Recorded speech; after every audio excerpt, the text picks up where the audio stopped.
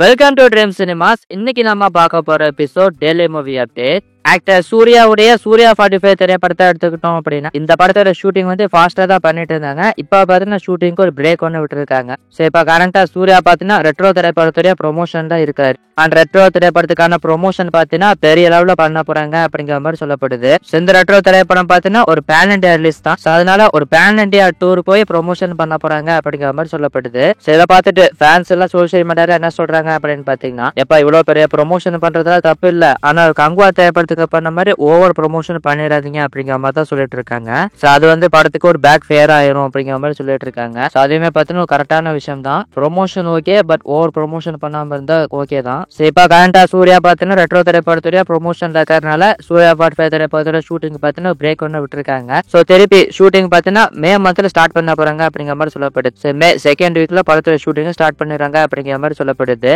And படத்துக்கான entire ஷூட்டிங்குமே பார்த்தீங்கன்னா June R ஜூலைக்குள்ள complete பண்ணி முடிச்சிருவாங்க அப்படிங்கிற மாதிரி நியூஸ் கிடைச்சிருக்கு. சோ ஏற்கனவே நம்ம சொல்லியிருந்தோம் இந்த சூர்யா 45 திரைப்படத்துல இருந்து ஒரு அப்டேட் வந்து ரெட்ரோ திரைப்படத்தை ரிலீஸ்க்கு அப்புறமா வரும் அப்படிங்கறது சொல்லியிருந்தோம். சோ ரெட்ரோ திரைப்படம் ரிலீஸ் ஆனதுக்கு அப்புறமா ஒரு 1 வீக் கழிச்சு அப்டேட் வரதுக்கு சான்ஸ் இருக்கு அப்படிங்கிற மாதிரி சொல்லியிருந்தோம். ஆனா கன்ஃபார்ம்டா இப்போ வருமா வராதா அப்படிங்கிறது தெரியல. சோ மேபி அனௌன்ஸ்மெண்ட் வந்தாலுமே பாத்தீங்கன்னா படத்துடைய டேட்டின் அனௌன்ஸ்மெண்ட் தான் ரிலீஸ் பண்ணுவாங்கன்னு நினைக்கிறேன். சோ டேட்டின் அனௌன்ஸ்மெண்ட்டுக்கான ஒரு சின்ன வீடியோ மாதிரியோ அல்லது போஸ்டர் மாதிரியோ விட்டு ரிலீஸ் பண்ணுவாங்கன்னு நினைக்கிறேன். சோ மேபி ரெட்ரோ திரைப்படம் ரிலீஸ் ஆனதுக்கு அப்புறமா அப்டேட் வந்தாலும் வரலாம், அல்லது படத்துல ஷூட்டிங்லாம் கம்ப்ளீட் பண்ணி முடிச்சதுக்கு அப்புறமா அப்டேட் வந்தாலும் வரலாம். அந்த படத்துல இருந்து அடுத்த அப்டேட் எப்போ வர போகுது அப்படிங்கறத வெயிட் பண்ணி பார்க்கலாம். இந்த சூர்யா 45 திரைப்படத்தை பார்த்தீங்கன்னா ஒரு ஃபெஸ்டிவல் ரிலீஸ் தான் பிளான் பண்ணிட்டு இருக்காங்க.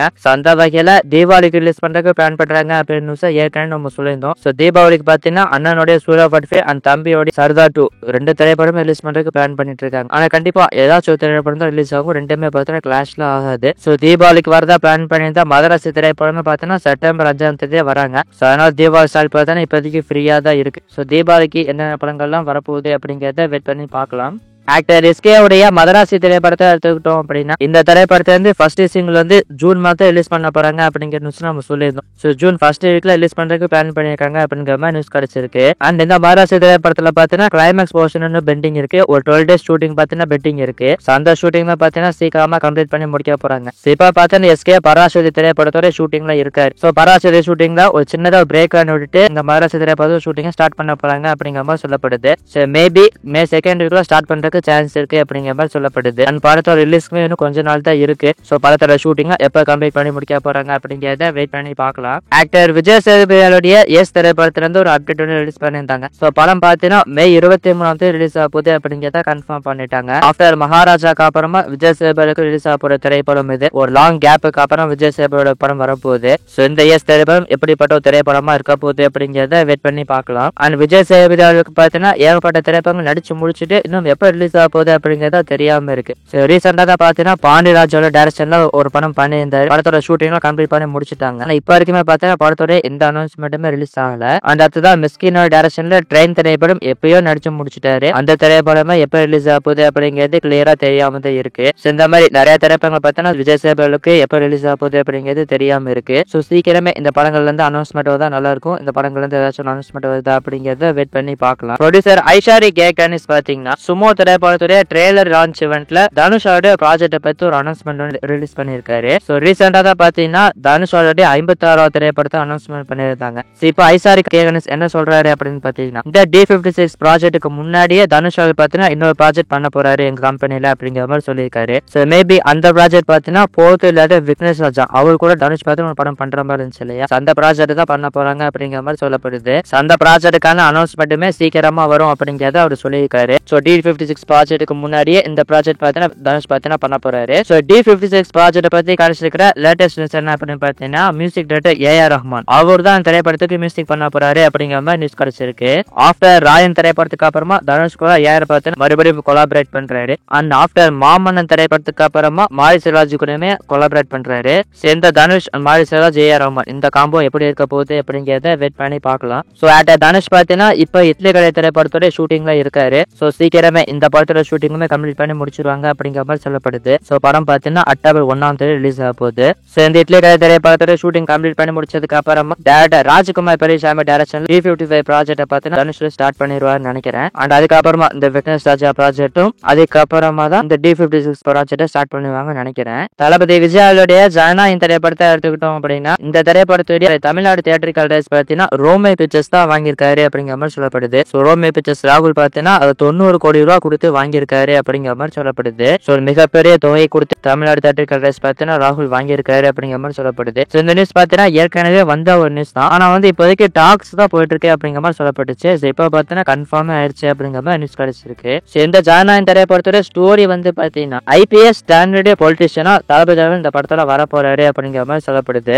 ஏற்கனவே பாத்தீங்கன்னா தளபதி ஒரு ஆர்மி ஆபீசரா வர போறாரு அப்படிங்கிற மாதிரி சொல்லப்பட்டுச்சு. அதுக்கப்புறமா ஒரு ஃபுல் பொலிட்டிஷியனா தான் தளபதி இந்த படத்தை நடிக்கிறாரு அப்படிங்கிற மாதிரி சொல்லப்பட்டுச்சு. இப்ப பாத்தீங்கன்னா ஒரு IPS இருந்து அதுக்கப்புறமா பொலிட்டிஷியனா பண்ண ஒரு கேரக்டர்ல விஜய் நடிக்க போறாரு அப்படிங்கிற மாதிரி சொல்லப்படுது. சோ எது எப்படியோ இந்த திரைப்படம் பாத்தீங்கன்னா ஒரு ஹெவியான பாலிடிக்ஸ் பேசக்கூடிய ஒரு படமா தான் இருக்க போகுது. அண்ட் இந்த ஜானா திரைப்படத்தை வந்து ஃபர்ஸ்ட் சிங்கிள் பாத்தீங்கன்னா தளபதியோட பர்த்டே ஸ்பெஷல் ரிலீஸ் ஆக போகுது அப்படின்னு நம்ம சொல்லிருந்தோம். சோ சீக்கிரமே அந்த சிங்கிளுக்கான அனௌன்ஸ்மெண்ட்டுமே வரும். வெயிட் பண்ணி பார்க்கலாம். ஆக்டர் ராகவா லாரன்ஸாவில் எடுத்துக்கிட்டோம் அப்படின்னா அடுத்ததா பென்ஸ் ப்ராஜெக்ட்ல வந்து நடிக்க போறாரு.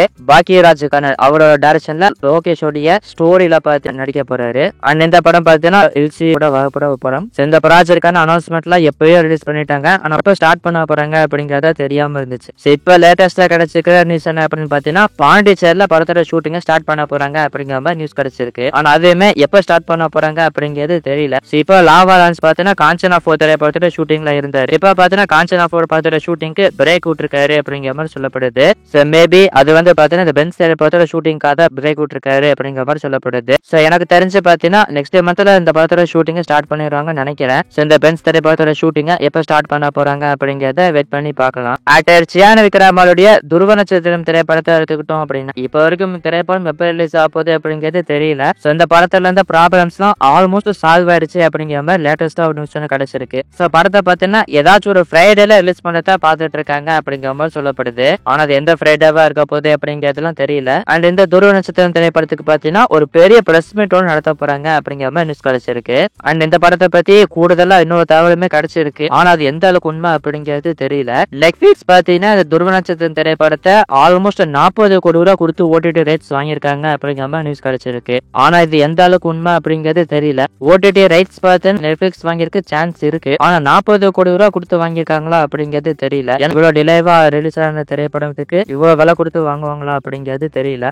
இந்த துருவ நட்சத்திரம் திரைப்படம் பார்த்தீங்கன்னா சீக்கிரமாவே ரிலீஸ் ஆக போகுது அப்படிங்கிற மாதிரி சொல்லப்படுது. ஆனா எப்ப ரிலீஸ் ஆக போகுது அப்படிங்கிறதுலாம் கிளியரா தெரியல. சோ சீக்கிரமே இந்த படத்தை ரிலீஸ் பண்ணாங்கன்னா நல்லா இருக்கும். இந்த வருஷமாவது துருவ நட்சத்திரம் திரைப்படம் ரிலீஸ் ஆகுமா ஆகாதா அப்படிங்கிறத வெயிட் பண்ணி பார்க்கலாம். சோ இது எல்லாமே தான் இன்னைக்கான அப்டேட். இந்த ட்ரீம் சினிமா சேனல் நீங்க ஃபர்ஸ்ட் டைம் விசிட் பண்றீங்க அப்படின்னா மறக்காம சப்ஸ்கிரைப் பண்ணி வச்சுக்கோங்க. மேலும் இன்னொரு இன்ட்ரெஸ்டிங்கான மற்றும் சூப்பரான ஒரு வீடியோவில் உங்களை சந்திக்கிறேன். நன்றி, வணக்கம்.